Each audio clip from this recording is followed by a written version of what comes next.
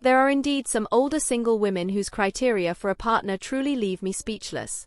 Today, a 34-year-old woman approached me asking for help to find a match. She has 3 requirements. First, the man cannot be much older than her and must own a house and a car in Shenzhen. Second, he needs to be handsome, look youthful and be at least 1.75 meters tall. Lastly, the man's parents must be self-sufficient and have a pension. If you meet these criteria, tell me, would you choose to date a woman like her? No wonder so many older women are single these days. Living through it myself, I finally understand why. Recently, I was introduced to a man through a matchmaking setup. I'm 32, and he's also in his 30s. Both our families were eager for something to work out, so they arranged the meeting. At first, everything seemed great. We talked a lot, he was attentive, picked me up from work every day, and would go out for dinner or walks together. For a whole month, he really made an effort to win me over. But to be honest, I didn't want to make it too easy for him. I'd always heard that if a woman gives in too quickly, a man won't value her. So, I started hesitating. When he suggested making our relationship official, I just said, let's wait a bit longer. I'll admit I also put up some barriers. I'd ask him to pick me up late at night because I needed something, or I'd suggest he do things that I knew would be inconvenient, like driving across town to get me after work. On holidays, I couldn't help but compare myself to my friends. Seeing them get flowers and jewelry made me want to say, hey, I deserve that too. Whenever he showed any frustration, I played the victim. I'd cry and say, maybe we're just not compatible. It was like I wanted to test how far he would go for me, but deep down, I was just pushing him away. This dragged on for a year. When he asked me again about our future, I said it was still too soon to think about marriage. He, clearly tired, suggested we take a break. He told me to think things over and reach out when I was ready. At the time, I thought he'd come running back, but he didn't. And that's when he met someone else. She was younger than me and, apparently, didn't have as many demands. Within a week, she made it clear she wanted something serious and even mentioned marriage. In the blink of an eye, he cut off all contact with me. At first, I thought he'd come back. I waited for 2 weeks, and when I couldn't take it anymore, I contacted the matchmaker. I complained, said he wasn't reliable, and blamed the whole situation. But the matchmaker didn't hold back. They told me, with brutal honesty, that at my age, I should already know how these things work. They said I had toyed with his feelings, wasted his time and money, and in the end, acted like he was the one in the wrong. It stung. A lot. I felt ashamed and, for the first time, saw the situation from his perspective. I let a good man slip away because I was clinging to ideas that don't hold up in real life. This experience made me reflect. How many of us, older single women, miss out on good opportunities because we act selfishly or get caught up in unrealistic fantasies? My advice? Seize the opportunities while you can. Don't get stuck in tests or unattainable expectations. If you want a family, value the people who genuinely make an effort for you. That's my story, and I hope it serves as a lesson. If you've been through something similar or have something to share, leave a comment. And from the bottom of my heart, I hope we all find someone special. 提出了4个奇怪的择偶条件，真的是让人瞠目结舌。 I am 36 years old, often labeled as a leftover woman, and I want to share my experience and the standards I've set for finding a life partner. Over the years, I've faced countless comments and judgments, but I've learned to embrace who I am and focus on what truly matters to me. My criteria may seem unconventional to some, but they reflect the lessons I've learned through my journey and what I truly value in a relationship. Growing up, my parents instilled in me strong values. They raised me without a princess complex, teaching me the importance of hard work and independence. I excelled in my studies, achieving milestones that brought pride to my family, earning a master's degree, securing a stable and well-paying career, and even buying a house for my parents. With an annual salary of 500,000 to 600,000 yuan, I've built a life that many would consider fulfilling. Yet, despite all these achievements, there has always been a missing piece, a partner to share life with. For years, I poured my energy into my career, believing that success would fill every void. But as time passed, I began to realize that personal fulfillment isn't complete without meaningful relationships.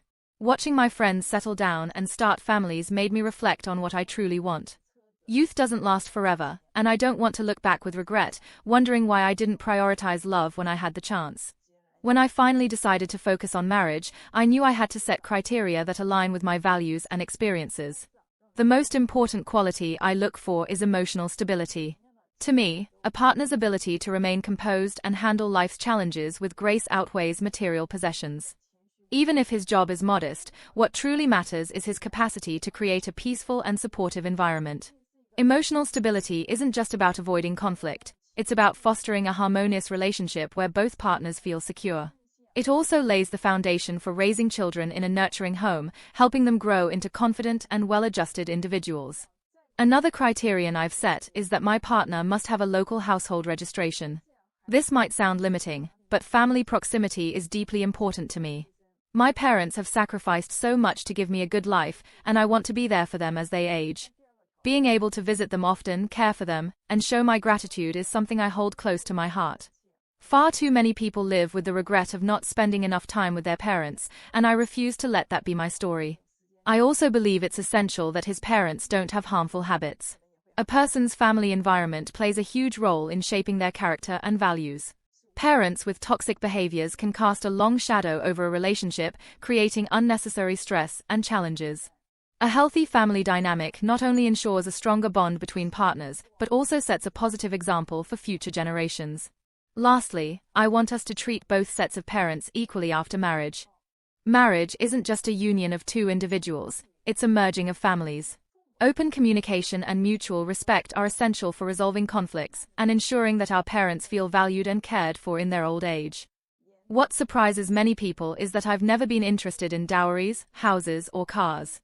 I know that some women place high importance on material wealth, but those things have never defined happiness for me. True happiness lies in the authenticity of a relationship where both partners support and understand each other deeply.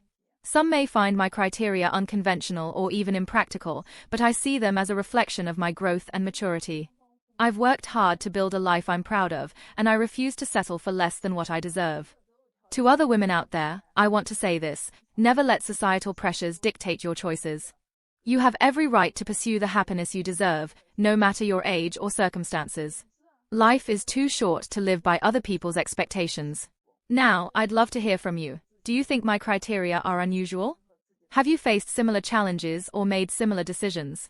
Let's start a conversation because every story deserves to be heard.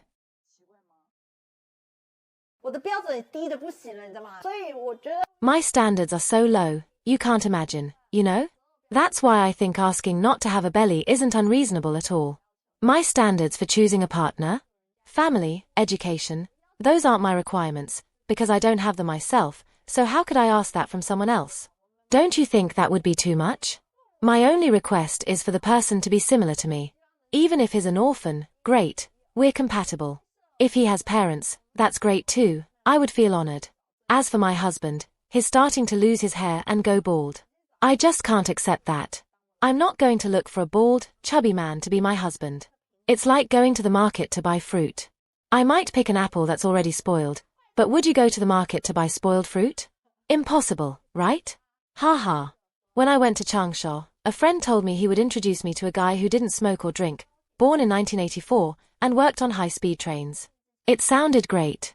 But before we even met, he said we weren't compatible, that we didn't have the same social class, and my heart broke. But, if I were the one looking for a rich man, and we were seen together, people would definitely say, "Look, Liu Lian is with him just for the money." If someone said that about me, I couldn't bear it. It would be humiliating. Now, if this man happened to be rich and people looked at us and thought, they seem to be together for love, I would feel that would be a very happy thing. But what if he were bald and chubby? People would humiliate me by saying I was with him only for the money, and I wouldn't be able to stand it. That would be humiliation, and I couldn't handle it. When I was looking for a partner, I was very romantic. Although I'm realistic, I'm very discreet about money. For me, dating is more intimate, and marriage is more formal. That's why it's important to be strong, because only then do you have the power to choose love. If you, woman, aren't strong enough, you'll only be able to wait to be chosen by a rich man.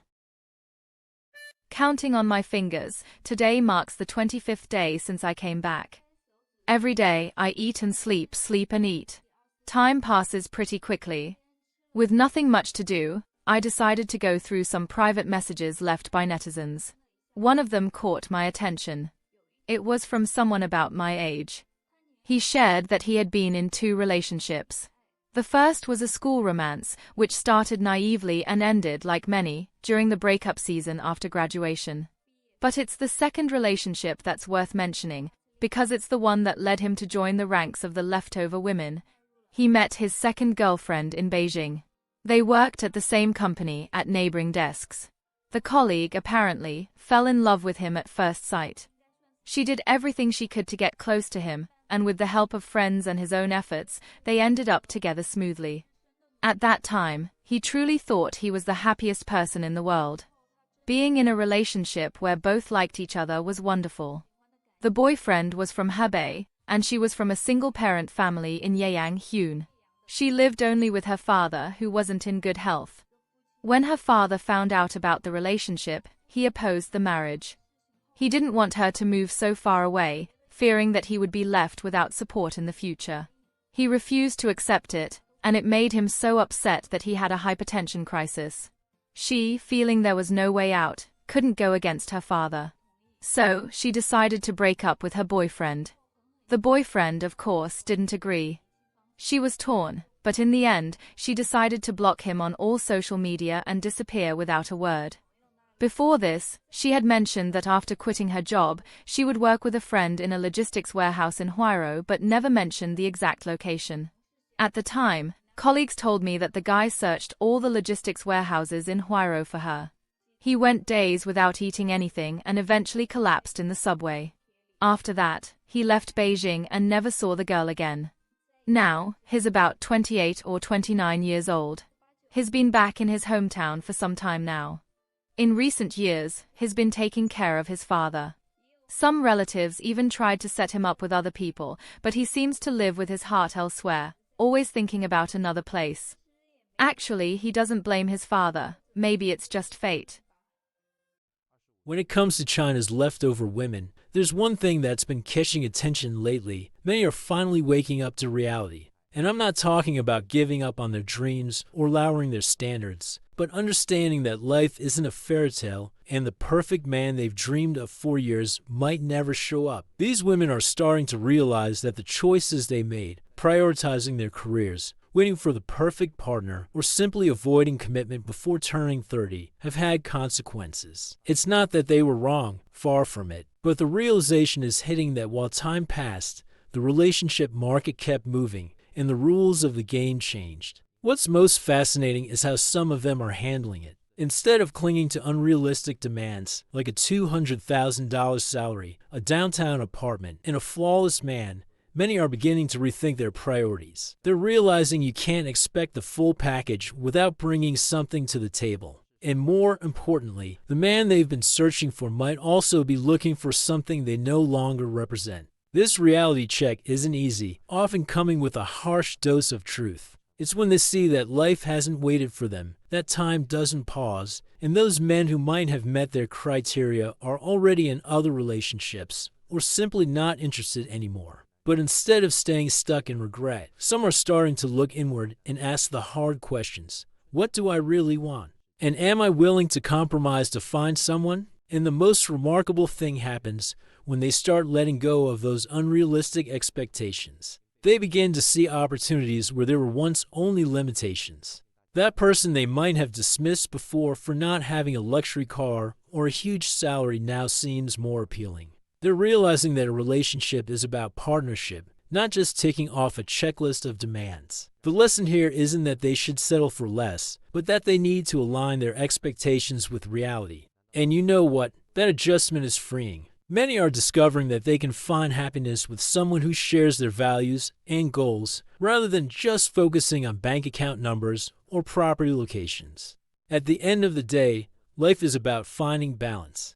While some still insist on living in a fantasy world, others are realizing it's better to have their feet on the ground and find joy in what's achievable instead of endlessly waiting for the impossible. This shift in mindset, as painful as it may be, is the first step toward moving from leftover to truly living. What's your take on this dilemma? I'd love to hear your thoughts in the comments. If you enjoyed the video, give it a like and subscribe to the channel for more content like this. See you in the next video.